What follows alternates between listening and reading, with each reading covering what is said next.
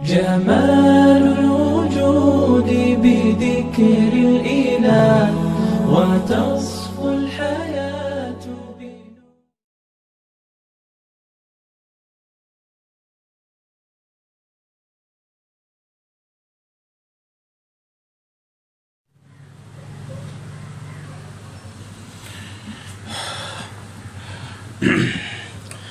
السلام علیکم ورحمۃ اللہ وبرکاتہ۔ دوستو کیا حال ہے؟ خیریت سے ہیں؟ امید کرتا ہوں آپ سب خیریت سے ہوں گے۔ بہت دنوں بعد جو ہے وہ آپ لوگوں سے ملاقات کا موقع مل رہا ہے۔ کچھ مصروفیات بھی آپ کہہ لیجئے اور کچھ وجوہات بھی تھیں جس کی وجہ سے میں تھوڑا سا ایک ہفتہ ڈیڑھ ہفتہ ہوا ہوگا کہ غائب رہا۔ خیر، اچھا، جو آج جو میرا یہ آپ کا گپ شپ کا جو سیشن ہے، اس کے اندر میں کچھ چند بنیادی چیزوں پر بات کرنا چاہ رہا ہوں جو بہت زیادہ جو ہے ایسے مسئلے جن کے بارے میں نے سوچا کہ یار اس کا کیا حل ہو سکتا ہے، اور یہ حل میرے خیال سے بہت سارے لوگوں کے دماغوں میں ہوگا۔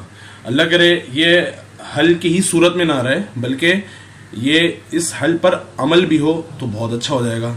سب سے پہلی بات تو یہاں پر یہ ہے کہ کراچی کے اندر جو وارداتیں بڑھ رہی ہیں، چوریاں بڑھ رہی ہیں اور ڈکیتیاں بہت زیادہ، اس کا ریشو بڑھ گیا۔ مطلب آپ ایک طریقے سے سمجھیے کہ جو پچھلی حکومت تھی اس میں کرائم ریشو بہت زیادہ لو لیول پہ آ گیا تھا، اور اب جو ہے کرائم ریشو دوبارہ سے ایک پیک لیول پہ آ چکا ہے، بہت زیادہ بڑھ چکا ہے۔ اچھا، اس کے اندر کچھ سیاسی اغراض بھی ہیں لیکن ان کو میں یہاں ڈسکس کرنا نہیں چاہتا۔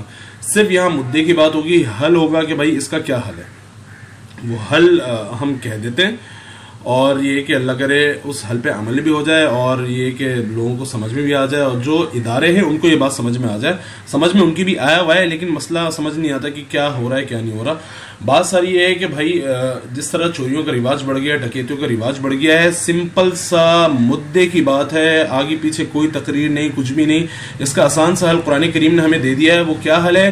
وَالسَّارِقُ وَالسَّارِقَةُ فَاقْطَعُوا أَيْدِيَهُمَا۔ اللہ تعالیٰ نے ارشاد فرما دیا کہ بھائی چوری کرنے والا مرد ہو، چوری کرنے والی عورتیں ہوں، فَاقْطَعُوا أَيْدِيَهُمَا، ہاتھ کاٹ دیے جائیں ان کے، بات ختم، مسئلہ حل، مسئلہ سولو۔ بس یہ چور پکڑے جا رہے ہیں، ڈکیت پکڑے جا رہے ہیں، پولیس ان کو لے کے جا رہی ہے، کہاں جا رہے ہیں ہمیں آج تک نہیں پتا۔ بھائی کہاں لے کے گئے، ان کو آپ نے ان کے حوالے سے کیا FIR کاٹی، آپ نے ان کے لیے کیا سزا تجویز کی، کچھ نہیں، بس لے کے چلے گئے۔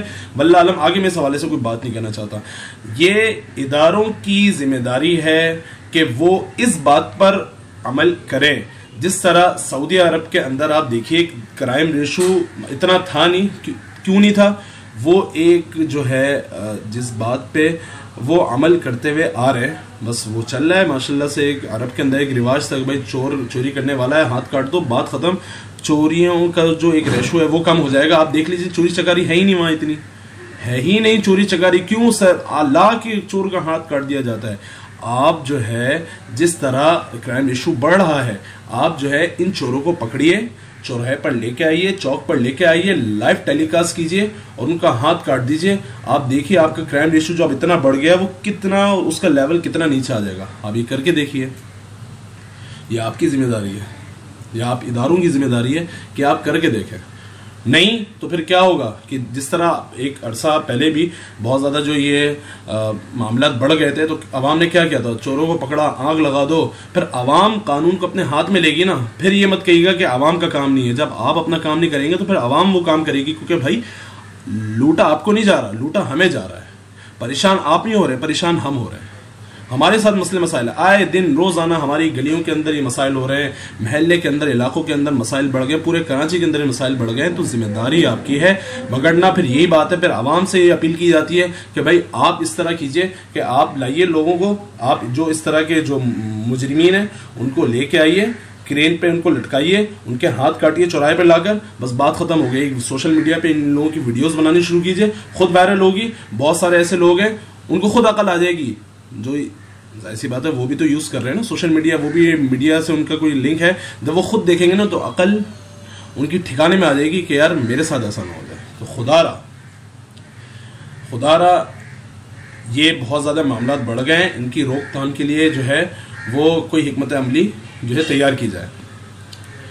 یہ کریں آپ دیکھیے ایران کے اندر آپ دیکھیے نا بھائی، جس آپ کسی بھی معاملے کے اندر جو ہے آپ جس حوالے سے جو مجرمین جس فیلڈ سے بھی ریلیٹڈ ہے، وہ چوری چکاری کے اندر ہوں، وہ جنسی زیادتی کرنے کے حوالے کے جرم کے اندر ہو، کسی بھی جرم کے حوالے سے ہو، آپ ان کو سر عام ان کی آپ سزا دیجئے، اور پھر دیکھیں کہ جس جگہ کا جو جرم ہے نا وہ بالکل ختم ہو جائے گا۔ ایران کے اندر دیکھیے وہ جنسی زیادتی کا جو مسئلہ ہوا بچی کے ساتھ کا، وہ کیا کیا، 3 لوگوں کو کرین پہ لٹکا دیا، پھانسی دے دی، کیا ہوا، ختم ایران سے۔